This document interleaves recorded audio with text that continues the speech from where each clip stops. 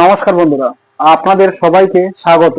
আজ এমন একটি রোগ সম্পর্কে জানবো যা আমাদের অনেকেরই হয়, কিন্তু লজ্জা বা অবহেলার কারণে এই রোগটির ঠিকমতো চিকিৎসা হয় না। এই রোগটির নাম হলো হাজা, যেটিকে আমরা সাধারণ বাংলায় দাঁত বা ফাঙ্গাল ইনফেকশন বলে থাকি। বর্তমানে গরম ও আর্দ্রতার জন্য এই সমস্যা অনেক হারে বেড়ে গিয়েছে। শিশু থেকে শুরু করে বড় কারোর এই রোগ হতে পারে। অনেকেই ফার্মেসি থেকে যে কোনো মলম কিনে ব্যবহার করেন। সাময়িকভাবে আরাম পেলেও এই রোগটি পরবর্তীকালে আবার ফিরে আসে এবং এই রোগটি আরো বেশি বড় আকার ধারণ করে।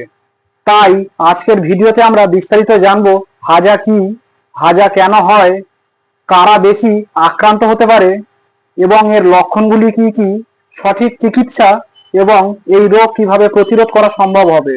ভিডিওটি শেষ পর্যন্ত দেখুন, কারণ শেষের দিকে তথ্যগুলি আপনার জন্য গুরুত্বপূর্ণ।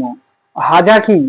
হাজা একটি ফাঙ্গাল ইনফেকশন যা আমাদের ত্বকের ওপরে দেখা যায়। এটি সংক্রামক রোগ। ছত্রাক বা ফাঙ্গাসের কারণে আমাদের এই রোগ হয়ে থাকে। আমাদের ত্বকে স্বাভাবিকভাবেই অনেক ধরনের অণুজীব থাকে। যখন পরিবেশ গরম ও স্যাঁতস্যাঁতে হয়ে যায়, তখন কিছু ছত্রাক ধীরে ধীরে বৃদ্ধি পেতে থাকে এবং সংক্রমণ সৃষ্টি করে। এই ছত্রাকগুলি সাধারণত এমন জায়গায় হয় যেখানে আমাদের অনেক বেশি পরিমাণে ঘাম জমতে থাকে। কুঁচকি, বগল, ঘাড়ের ভাঁজ, স্তনের নিচের অংশ, আঙুলের ফাঁক, কোমর এবং নিতম্বের চারিপাশে। কেন এই রোগ হয়? হাজার পেছনে বেশ কিছু কারণ রয়েছে। 1 নম্বর, অতিরিক্ত ঘাম। যারা বেশি ঘামেন তাদের শরীর আর্দ্র থাকে, আর এই ফাঙ্গাস বেড়ে ওঠার জন্য আর্দ্রতাই একটি গুরুত্বপূর্ণ ভূমিকা পালন করে। 2 নম্বর, টাইট পোশাক। অনেকেই খুব আঁটসাঁট জিন্স এবং সিনথেটিকের কাপড় ব্যবহার করেন। এই সমস্ত কাপড়ের মধ্যে থেকে বাতাস চলাচল করতে পারে না, ফলে ফাঙ্গাস দ্রুত বেড়ে ওঠে। 3 নম্বর, অপরিষ্কার কাপড়। ঘামে ভেজা জামা বা অন্তর্বাস বারবার ব্যবহার করলে এই ফাঙ্গাসের ঝুঁকি বাড়তে থাকে। 4 নম্বর, অন্যের ব্যক্তিগত জিনিস ব্যবহার।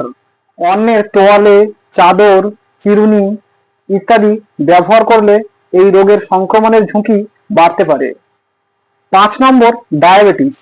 ডায়াবেটিস রোগীদের প্রতিরোধ ক্ষমতা কম থাকায় তাই ডায়াবেটিস রোগীদের মধ্যে এই রোগের প্রবণতা বেশি দেখা যায়।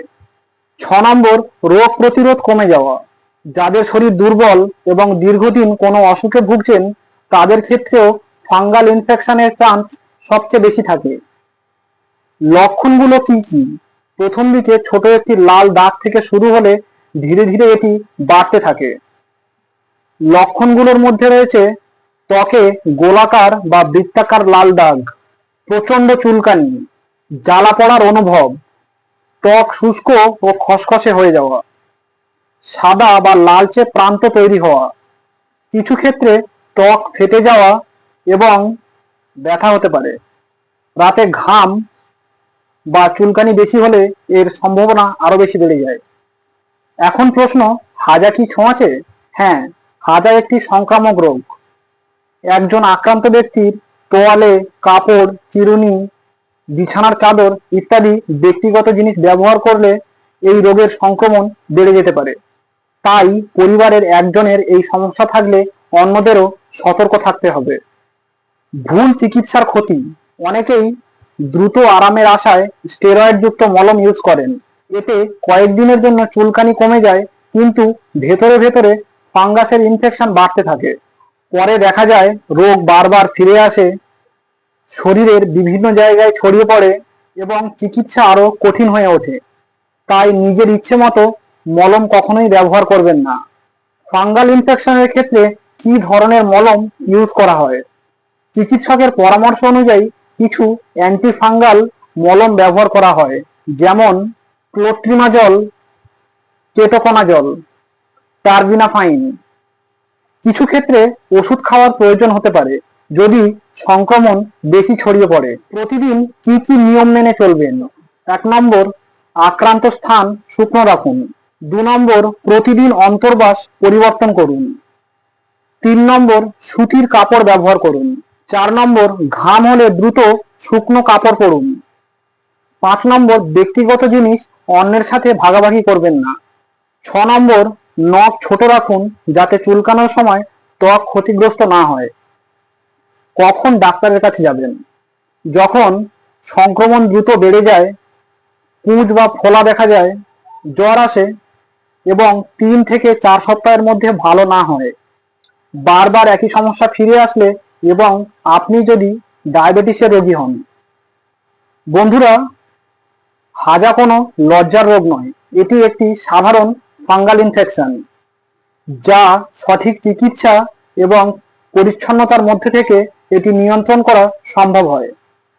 তাই সমস্যা শুরু হওয়ার আগে থেকেই দ্রুত চিকিৎসা নিন, পরিষ্কার পরিচ্ছন্ন থাকুন এবং অন্যের জিনিস ব্যবহার থেকে বিরত থাকুন। ভিডিওটি যদি আপনাদের উপকারে আসে তাহলে একটি লাইক দিন এবং বন্ধুদের সাথে শেয়ার করুন, এবং এমনই ইনফরমেটিভ ভিডিও পেতে আমার চ্যানেলটি সাবস্ক্রাইব করে রাখুন। ধন্যবাদ। সবাই সুস্থ থাকুন।